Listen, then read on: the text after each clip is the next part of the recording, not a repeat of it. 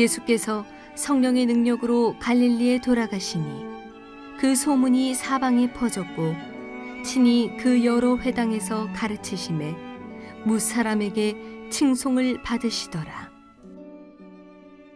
예수께서 그 자라나신 곳 나사렛에 이르사 안식일에 늘 하시던 대로 회당에 들어가사 성경을 읽으려고 서심해 선지자 이사야의 글을 들이거늘 책을 펴서 이렇게 기록된 데를 찾으시니 곧 주의 성령이 내게 임하셨으니 이는 가난한 자에게 복음을 전하게 하시려고 내게 기름을 부으시고 나를 보내사 포로된 자에게 자유를 눈먼 자에게 다시 보게 함을 전파하며 눌린 자를 자유롭게 하고 주의 은혜의 해를 전파하게 하려 하심이라 하였더라. 책을 덮어 그 맡은 자에게 주시고 앉으시니 회당에 있는 자들이 다 주목하여 보더라. 이에 예수께서 그들에게 말씀하시되 이 글이 오늘 너희 귀에 응하였느니라 하시니 그들이 다 그를 증언하고 그 입으로 나오는 바 은혜로운 말을 놀랍게 여겨 이르되 이 사람이 요셉의 아들이 아니냐. 예수께서 그들에게 이르시되 너희가 반드시 의사야 너 자신을 고치라 하는 속담을 인용하여 내게 말하기를 우리가 들은 바 가버나움에서 행한 일을 내 고향 여기서도 행하라 하리라. 또 이르시되 내가 진실로 너희에게 이르노니 선지자가 고향에서는 환영을 받는 자가 없느니라. 내가 참으로 너희에게 이르노니 엘리야 시대에 하늘이 3년 6개월간 닫히어 온 땅에 큰 흉년이 들었을 때에 이스라엘에 많은 과부가 있었으되 엘리야가 그중 한 사람에게도 보내심을 받지 않고 오직 시돈 땅에 있는 사렙다의 한 과부에게 뿐이었으며 또 선지자 엘리사 때에 이스라엘에 많은 나병 환자가 있었으되 그 중에 한 사람도 깨끗함을 얻지 못하고 오직 수리아 사람 나아만 뿐이었느니라. 회당에 있는 자들이 이것을 듣고 다 크게 화가 나서 일어나 동네 밖으로 쫓아내어 그 동네가 건설된 산 낭떠러지까지 끌고 가서 밀쳐 떨어뜨리고자 하되 예수께서 그들 가운데로 지나서 가시니라.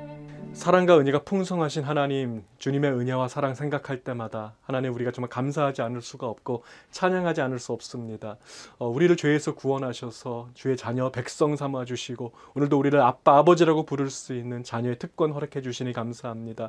오늘 이 귀하고 복된 예배 가운데 하늘의 그 풍성한 생명수를 우리가 즐겨 마시며 우리의 영혼이 되살아나는 시간 될 수 있도록 인도하여 주시옵소서. 우리 주의 성령께서 이 시간에 임재하시고 붙잡아 주셔서 우리 성도님들 한 분 한 분이 말씀 가운데 은혜 받고 다시 한번 삶을 주님께 드리기로 결단하는 이 시간 되게 인도하여 주시옵소서. 감사하며 우리 주 예수님의 이름으로 간절히 기도하옵나이다. 아멘. 자, 누가복음 10번째 시간입니다. 이 시간에는 울타리 밖에도 꽃 피는 마을이라는 제목으로 하나님 말씀 함께 나누겠습니다. 오늘 본문은 예수님의 첫 번째 설교, 그 성경에 기록된 예수님의 첫 설교가 나오는 장면입니다. 저는 저의 첫 번째 설교를 아주 생생하게 기억합니다. 왜냐하면 완전히 망했기 때문이죠. 요한복음 3장 16절 말씀을 본문으로 해서 예수님을 믿는 자마다 멸망하지 않고 영생을 얻는다고 선포했는데 제가 그날 멸망했습니다.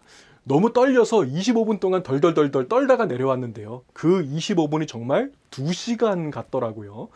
저만 2시간 같았겠습니까? 아니죠. 거기에 계셨던 모든 분들이 다 2시간처럼 느껴졌을 텐데요. 예배가 다 끝나고 쥐구멍이라도 있으면 좀 거기라도 들어가고 싶은데 한 나이 드신 권사님 한 분이 제 손을 꽉 잡으시더니 그 다음부터는 좀 짧게 해 그러시더라고요. 오늘 예수님의 첫 설교는 대단히 짧았습니다. 짧았지만 예수님의 첫 설교에는 엄청난 임팩트가 있었습니다. 그 설교를 들은 사람들이 마음에 찔림이 와서 어떻게 했냐면 예수님을 죽이려고까지 했거든요. 예수님의 말씀이 그토록 능력이 있었던 이유, 자, 오늘 본문 14절에 나와 있습니다. 예수께서 성령의 능력으로 갈릴리에 돌아가시니 그 소문이 사방에 퍼졌고 친히 그 여러 회당에서 가르치심에 뭇사람에게 칭송을 받으시더라. 예수님은 말씀의 사역을 시작하시기 전에 먼저 성령의 능력으로 충만하게 채우심을 받으셨다는 것입니다. 오늘 본문 바로 앞에는 예수님이 40일 동안 광야에서 금식하시면서 사탄의 유혹을 이기시는 장면이 있습니다.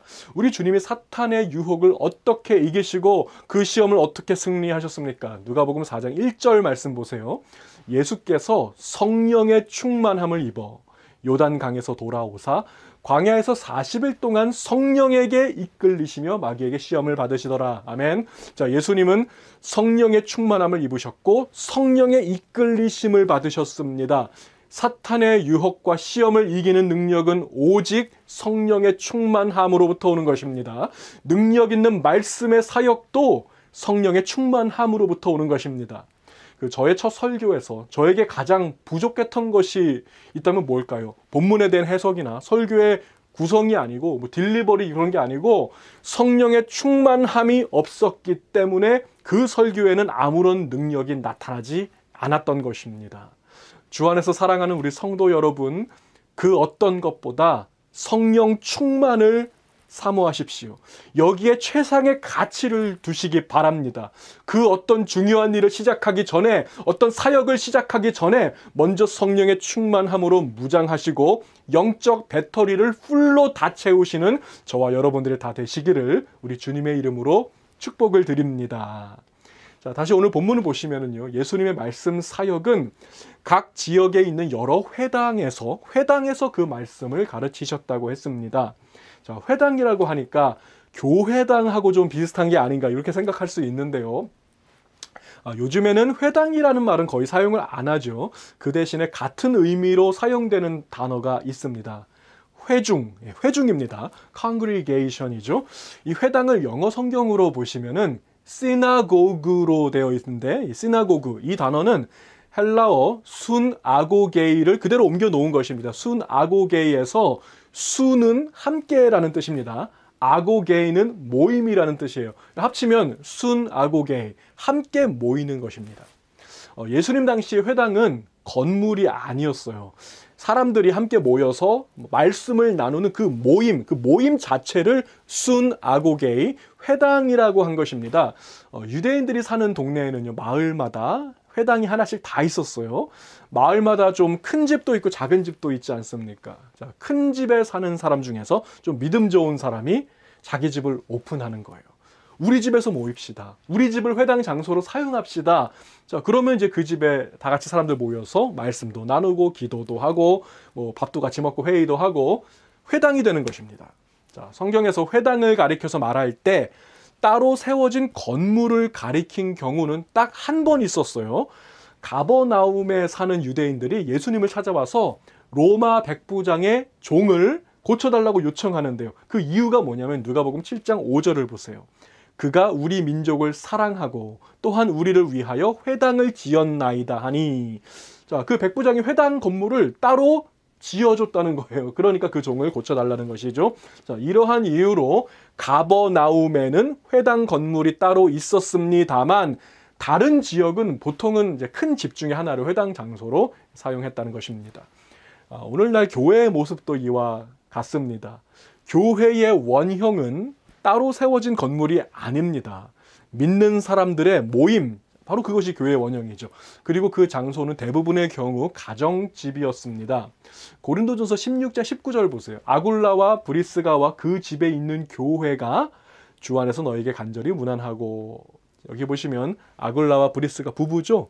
이 부부는 자기 집을 오픈해서 교회가 모이는 장소가 이루어진 것입니다. 빌레몬서 1장 1절부터 보겠습니다. 우리의 사랑을 받는 자여 동역자인 빌레몬과 자매 아비야와 우리와 함께 병사된 아키뽀와 내 집에 있는 교회에 편지하노니. 자, 빌레몬과 그의 아내 아비야와 아들 아키뽀가 사는 그 집이 바로 골로새 교회였다는 것입니다. 자, 골로새서 4장 15절 보겠습니다. 라오디게아에 있는 형제들과 num바와 그 여자의 집에 있는 교회에 문안하고, 자, num바라는 여인의 집도 교회가 모이는 장소였다는 것을 알 수 있죠. 자, 이와 같이 성경에서 말하는 교회의 원형은 건물이 아닙니다. 건물이 아니고 사람들의 모임 그 자체였다는 거예요. 자, 이런 관점에서 한국의 100주년 기념교회 이재철 목사님이 하신 말씀을 좀 소개해드리기 원합니다. 코로나 바이러스는 우리에게 교회의 원형이 무엇인지를 가르쳐주기 위한 하나님의 도구다. 자, 코로나 바이러스는 건물 없는 교회의 청사진을 우리에게 보여줬습니다. 하나님의 나라는 건물이 없어도 계속해서 이어진다는 것입니다. 교회의 원형은 건물이 아니기 때문이죠. 사도행전 7장을 보시면 스데반이 성령 충만해서 첫 설교를 합니다. 오늘 예수님도 성령 충만해서 첫 설교를 하시죠. 자, 스데반의 설교를 들은 사람들이 마음이 찔려서 오늘 본문처럼 스데반을 돌로 쳐서 죽이려고 하고 실제로 죽이는 장면이 있습니다. 자, 오늘 성령 충만한 예수님의 첫 설교를 들은 사람도 예수님 죽이려고 하고. 자, 첫 설교가 얼마나 임팩트가 있었으면 이런 일들이 벌어질까요? 아니, 제 첫 설교는 아무런 임팩트가 없었는데, 아니, 스데반의 첫 설교 내용이 도대체 무엇이었길래 사람들이 그토록 분노했을까요? 자, 설교 내용 사실 간단합니다. 하나님은 갈대아 우르의 아브라함 곁에도 계셨고, 광야의 떨기나무 불꽃 가운데서 모세 곁에도 계셨고, 애굽의 이스라엘 백성들과도 함께 계셨고, 바벨론 포로로 잡혀갔을 때도 함께 계셨습니다. 하나님은 사람이 손으로 지은 건물 속에 갇혀 있는 분이 아닙니다. 자, 이것이 스데반의 설교 내용의 전부였어요.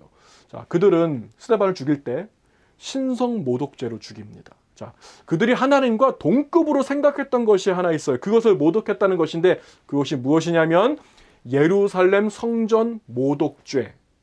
자, 그들에게는 성전이 곧 하나님이었거든요. 눈에 보이는 하나님이 성전이었거든요. 그래서 하나님이 그 성전을 나중에 무너뜨리지 않습니까? AD 70년에 예루살렘 성전이 완전히 무너지고 역사 속에서 사라져버리게 되죠. 여러분, 이 일을 누가 하셨습니까? 하나님이 하신 것입니다. 코로나 바이러스는 건물 없는 교회의 청사진을 우리에게 보여주었습니다. 건물이 없어도 예배 드릴 수 있고, 건물이 없어도 우리 수요일 저녁마다 소그룹으로 나누어서 성경 공부할 수 있고, 금요일 저녁에 찬양하며 기도할 수 있다는 것을 우리에게 다시 한번 가르쳐 주었습니다. 건물이 없어도 오늘도 우리가 이제 온라인으로 성찬식을 하게 될 텐데 할 수 있다는 것입니다. 여러분, 오늘 제 말을 오해 없이 들으시기 바랍니다. 건물 없는 교회가 정답이라는 게 아니에요. 건물 없어도 온전한 교회라는 사실을 믿으시기 바랍니다. 물론 이제 건물이 따로 있으면 여러 가지 좋은 점들이 많이 있겠죠. 편리합니다. 유용합니다. 잘 사용하면 선한 도구 될 수 있을 것입니다. 그러나 건물이 없다고 해서 뭔가 부족한 교회는 아니라는 것입니다. 우리 교회가 지금 건물이 없어서 이런 말씀 드리는 거 아니라고는 하지 않겠습니다. 사실 맞습니다. 우리 남가주 온유한 교회는 건물이 없지만 온전한 교회입니다. 주 안에서 사랑하는 우리 성도 여러분, 우리 교회가 건물이 없다는 것 때문에 부족하다고 생각하십니까? 불편하다고 생각하십니까? 전혀 부족하지 않습니다. 우리가 부족한 것은 성령 충만하지 않은 것이 부족한 것이지 건물 없어서 부족한 거 아닙니다.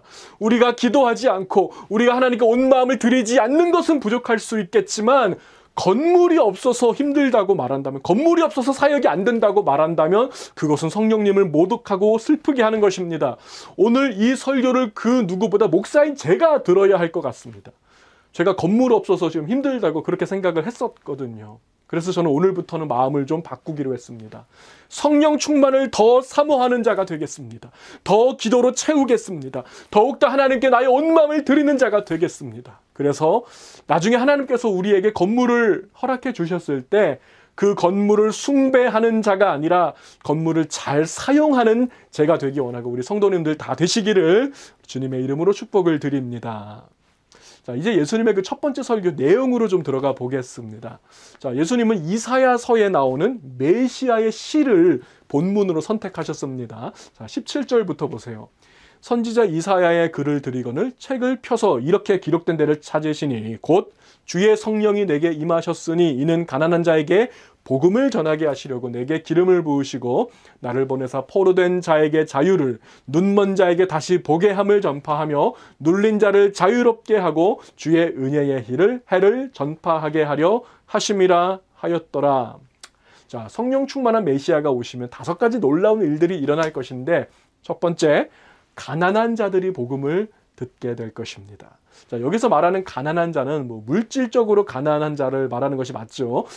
추가적으로 심령이 가난한 자, 그리고 영적으로 가난한 자까지 다 포함하는 것이라고 볼 수 있겠습니다.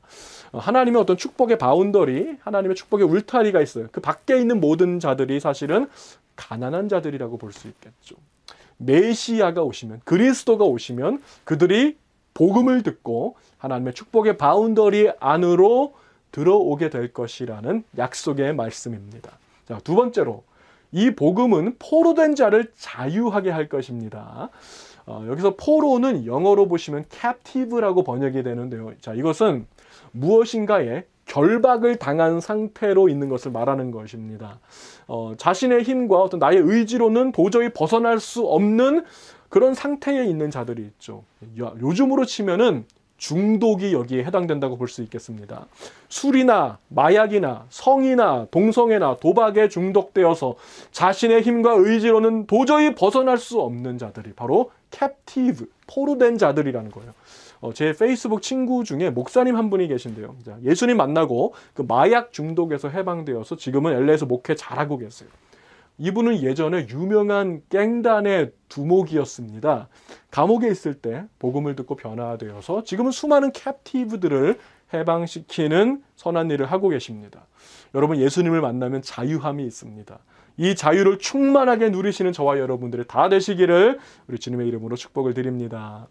세 번째로, 예수님의 복음은 눈먼 자를 다시 보게 합니다. 육체적인 눈병뿐 아니라 영적인 맹인들이 복음을 만나면 무엇이 열리냐면 영안이 열립니다. 하늘나라를 바라보게 되고요. 천국의 소망을 갖게 되고요. 새로운 시각이 열립니다. 그래서 예수 믿기 전에 보이지 않던 것들이 막 보이기 시작합니다. 그리고 예수 믿으면요, 성격이 밝아집니다. 얼굴이 환해집니다. 왜냐하면 복음은 빛이기 때문에. 제가 굉장히 어두침침한 성격의 소유자였거든요. 근데 지금 저를 만나는 분들은 이렇게 웃어서 좋다고, 얼굴이 밝아서 좋다고 말씀해 주세요. 예수님 때문에 저도 변화되었습니다. 자, 네 번째로, 예수님의 복음은 눌린 자를 자유케 합니다. 자, 여기에서 눌린 자라고 번역된 단어의 원래의 뜻은 갈갈이 찢겨진 자라는 뜻입니다. 우리 주위에는 갈갈이 찢겨진 인생들이 참 많죠. 찢겨진 가정들이 있고요. 찢겨진 청년들이 있습니다. 찢겨진 가슴 안고 살아가는 사람들 우리 주위에 정말 많이 있습니다. 예수님의 복음은 찢겨진 것을 다시 메워주시고 싸매주시고 회복해주시는 능력이 있다는 것입니다. 그가 채찍에 맞음으로 우리는 나음을 받았도다. 아멘. 자, 예수님의 몸이 그 채찍에 찢겨지심으로 저와 여러분의 찢겨진 인생이 다시 메워졌다는 사실을 믿으시기 바랍니다. 자, 마지막 다섯 번째, 예수님의 복음은 주의 은혜의 해를 선포합니다.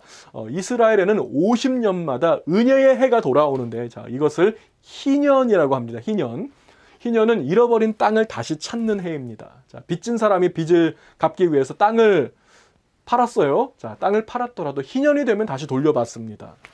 예수님의 복음은 해마다 희년이고 날마다 희년입니다. 예수님 만나고 잃어버린 인생을 다시 찾은 분들이 얼마나 많습니까? 저는 저의 인생을 다시 찾았습니다. 자, 복음의 능력은 이와 같이 5가지로 우리에게 나타난다는 것입니다. 예수님은 첫 번째 설교에서 2가지 예화를 이제 추가적으로 말씀하시는데요. 첫 번째 예화는 엘리야 선지자의 예화, 두 번째는 엘리사 선지자의 예화입니다. 이 2가지 예화를 이제 살펴보면은 본문의 뜻을 더 명확하게 알 수가 있습니다. 자, 첫 번째 예화, 엘리야 선지자입니다. 이스라엘 땅에 3년 6개월 동안 비가 안 와서 흉년이 들었을 때 하나님이 엘리야를 어디로 보내십니까? 시돈 땅에 있는 사렙다의 한 과부의 집으로 가라. 자, 여기에서 시돈 땅이라고 하는 지명이 나오잖아요. 자, 성경에서 시돈 하면 생각나는 사람이 딱 한 사람이 있습니다. 성경에 나오는 모든 여자들 중에서 가장 사악하고 악한 여자, 온 이스라엘과 유다를 우상 숭배에 빠뜨린 장본인 누구입니까? 이세벨. 자, 이세벨은 시돈의 공주예요. 이세벨이 세상에서 제일 싫어하는 사람이 한 사람이 있습니다. 누굴까요? 그게 바로 엘리야예요. 엘리야를 죽이는 게 이세벨 인생 목표예요. 그런데 참 이상하죠. 하나님은 엘리야에게 어디로 가라고 하십니까?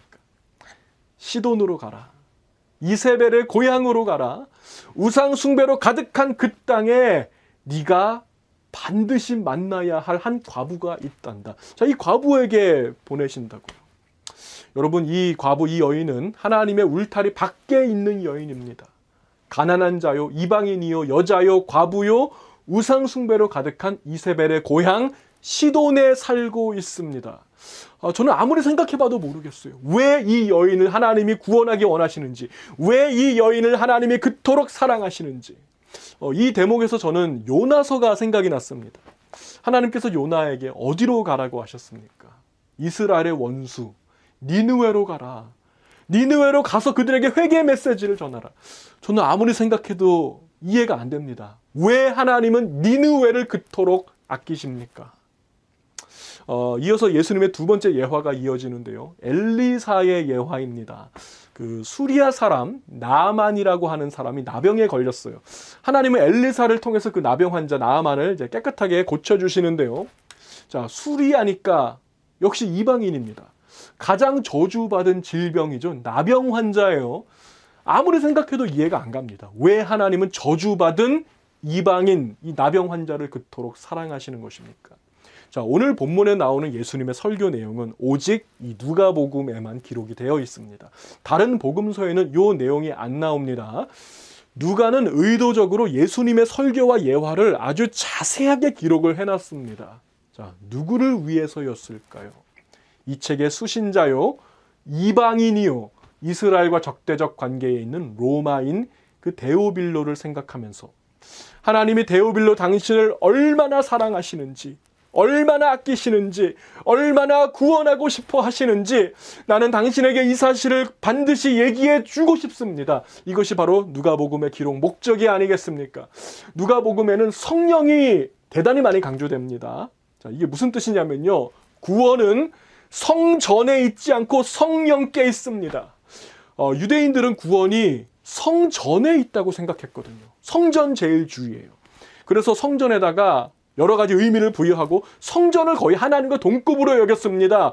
그들은 성전에 울타리를 두릅니다. 왜냐하면 성전을 보호해야 되니까요.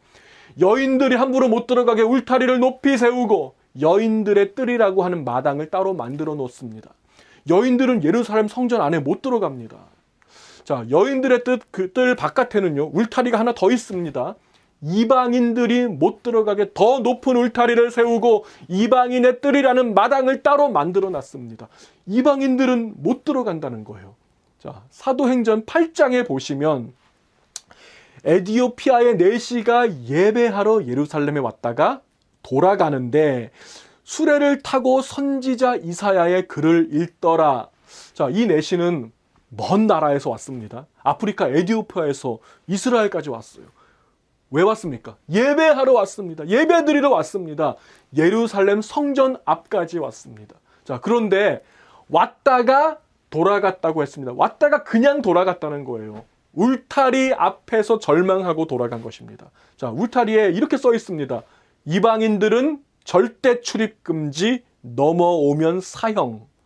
하나님 만나러 왔는데, 그 멀리서 왔는데 성전이 그 사람을 문전박대한 것입니다. 성전이 그 사람을 내쫓은 것입니다. 자, 성전은 그 사람을 버렸지만 성령은 빌립에게 이르시되 그 수레로 가까이 가라. 성령 충만한 빌립이 이사야의 글에서 시작해서 예수를 가르쳐 복음을 전합니다. 자, 그 내시는요, 구원받았습니다. 어디서 구원받았습니까? 성전이 아니라, 성전은 그 사람을 문전박대했죠. 성전이 아니라 길거리에서 세례받고 구원받아 에디오피아로 돌아갔습니다. 자, 여러분, 이방인들은 들어오지 못한다는 울타리 누가 세운 것입니까? 여인들은 들어오면 안 된다는 울타리 누가 세운 것입니까? 그게 다 성전을 사랑한다는 사람들이 세운 것입니다. 성전을 보호해야 한다는 마음으로 세운 것입니다. 주 안에서 사랑하는 우리 성도 여러분, 데오빌러와 같이 울타리 밖에 있는 여러분, 복음의 강물은 울타리 밖으로 흐르고 있습니다. 시돈 땅에도, 수리아 땅에도, 니느웨에도, 북한에도, 일본에도, 아프리카 이디오피아에도 꽃이 피게 될 것입니다. 이미 피어나고 있습니다. 여러분, 울타리 때문에 절망하지 마십시오. 성전을 바라보지 마시고 성령을 바라보세요.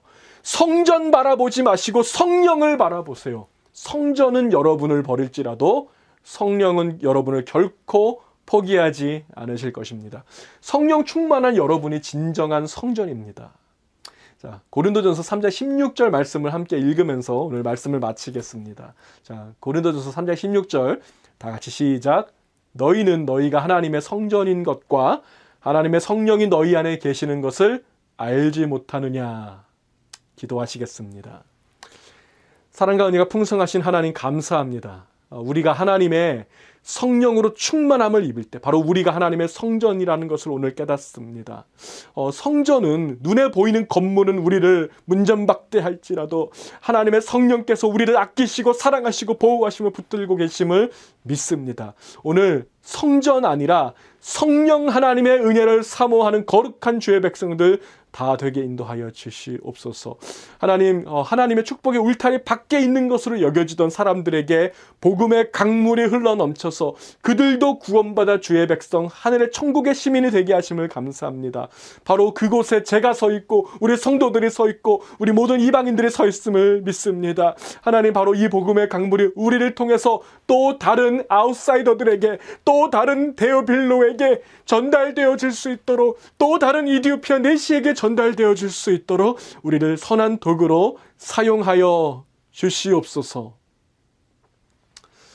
지금은 복음의 실체 되신 우리 주 예수 그리스도의 은혜와 하나밖에 없는 독생자까지 아낌없이 보내주셔서 내어주신 하나님 아버지의 극진하신 사랑하심과 오늘도 성령의 능력 가운데 우리를 사역에 준비시키시고 무장하시는 성령 하나님의 그 교통하심이 오늘 성전이 아니라 성령 바라보겠다고 다시 한번 결단하고 일어서는 거룩한 주의 백성들 머리 위에, 가정과 자녀와 사업 위에 지금부터 영원까지 함께 하시기를 간절히 축원하옵나이다.